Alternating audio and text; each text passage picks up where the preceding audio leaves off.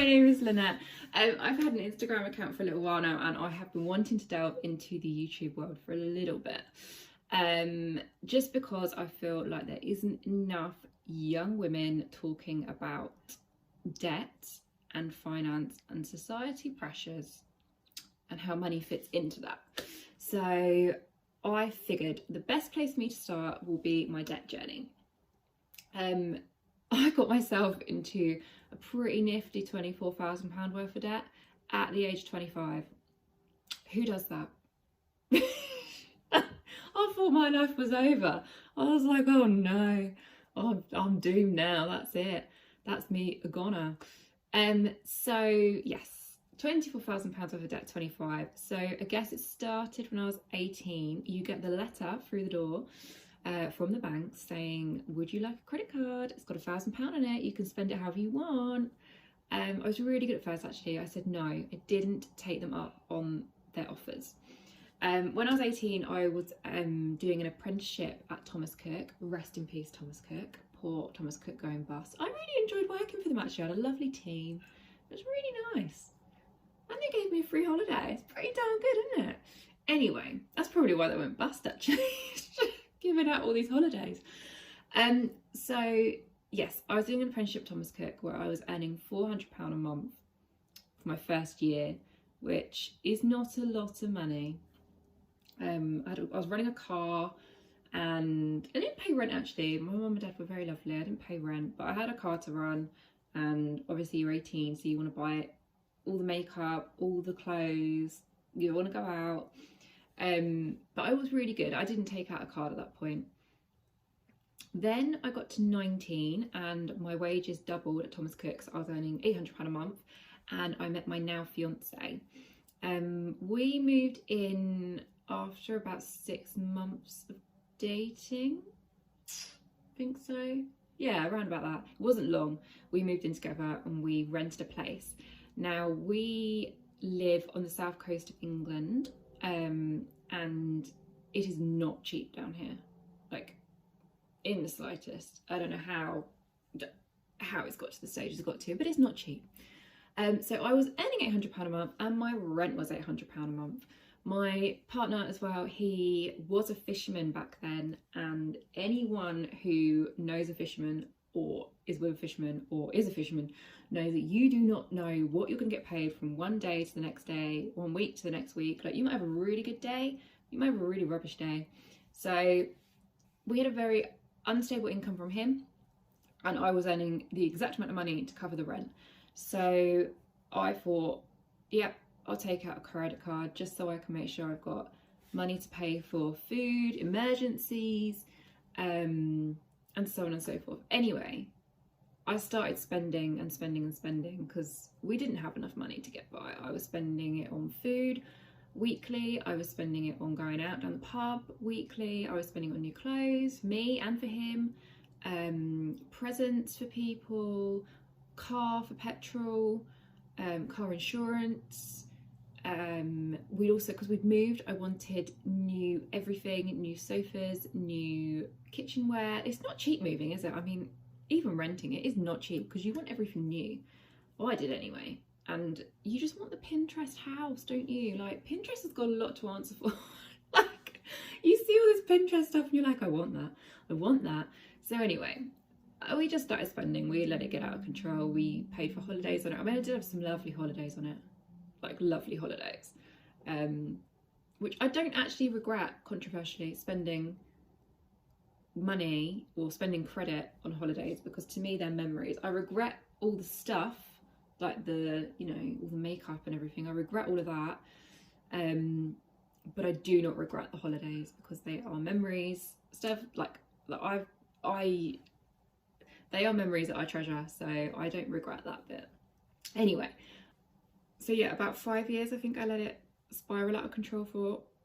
He had changed jobs just in that time. I had changed jobs just in that time. We were earning a lot more money between us, and it was a stable income and a decent joint income.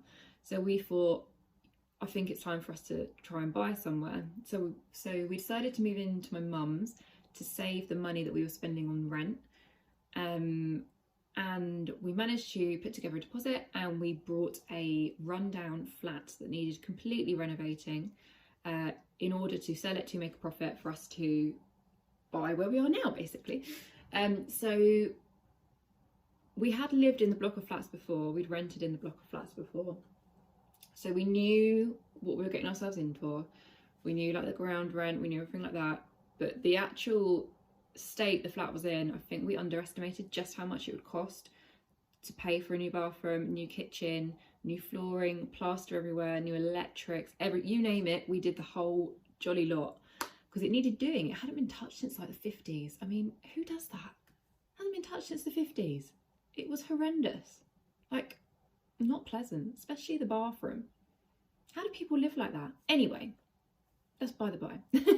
We renovated the whole thing, and we spent a shed load of money on renovating this place, like a shed load. So I reckon we spent at least 10 grand renovating. Before we moved house, I spent at least 5 grand on just day-to-day living while we were renting, so we weren't earning a lot of money. So that's already 15. And I'd got myself into a bit of a cycle where you pay off like £100 a month or £200 a month, but then I'd spend it straight away back on the credit cards. So I got myself into a bit of a vicious cycle with it.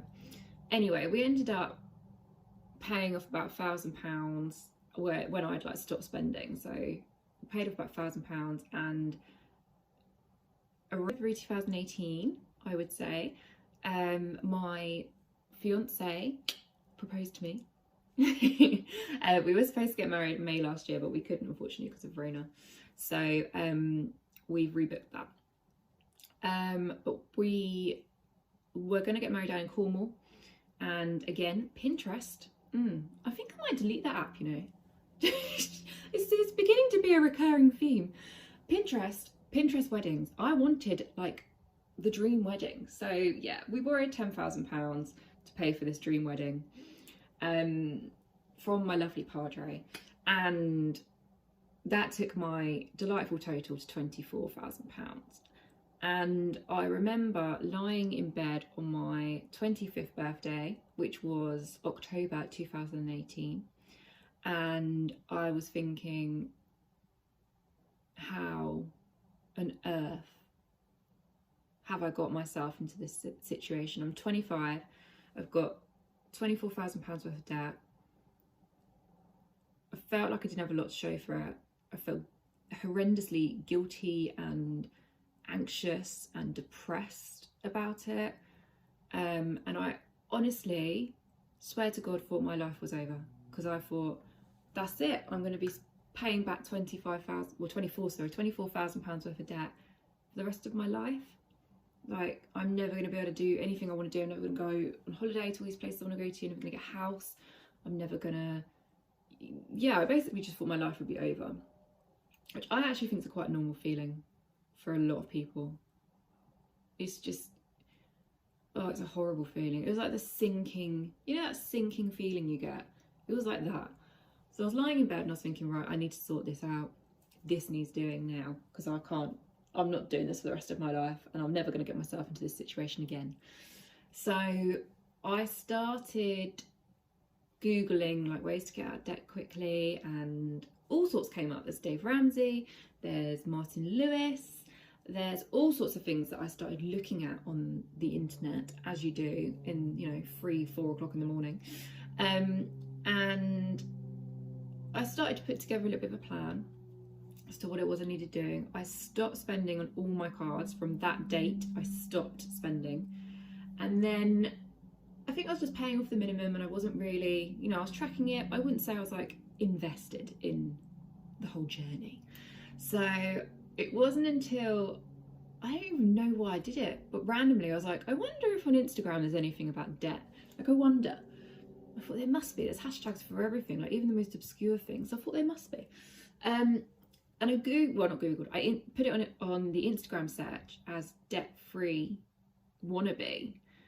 Because I think that's one of the forums on Martin Lewis actually, is that. And I thought, oh, I'll use that and see what comes up. Anyway, this like whole other world came up. This sea of people that are in the same situation as me. And it was just insane. Like I did open up an anonymous account at the time, and I thought I'm just gonna follow a few people. And I got hooked. And I was like, I want to do this. I can do this. If they can do this, I can do this. I found everyone as well really supportive and really encouraging, and it's just amazing. So I thought, I'm going to start documenting my journey, and I'm really going to dive into this. And I learned pretty much from Instagram. I'd say I learned all about budgeting, I learned all about overpayments, I learned all about sinking funds, I learned all about balance transfers, all just from Instagram. Like, honestly, it has completely and utterly changed how I think about debt. So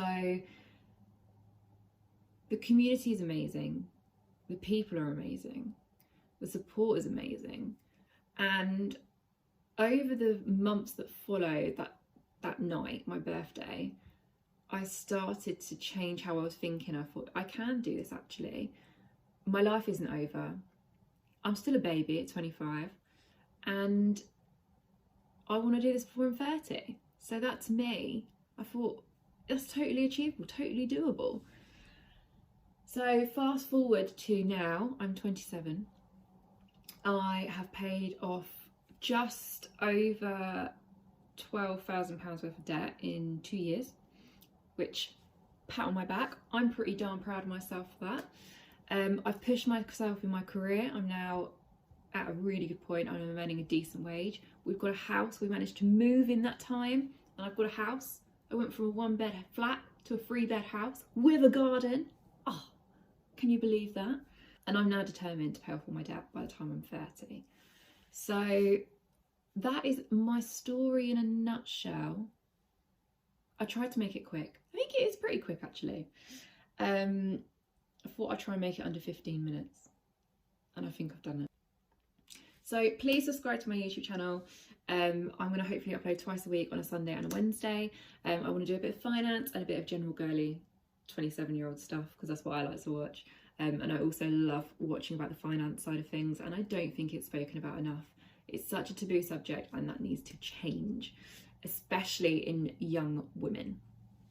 So please also follow me on Instagram. I will leave everything in the description bar below where you can find me.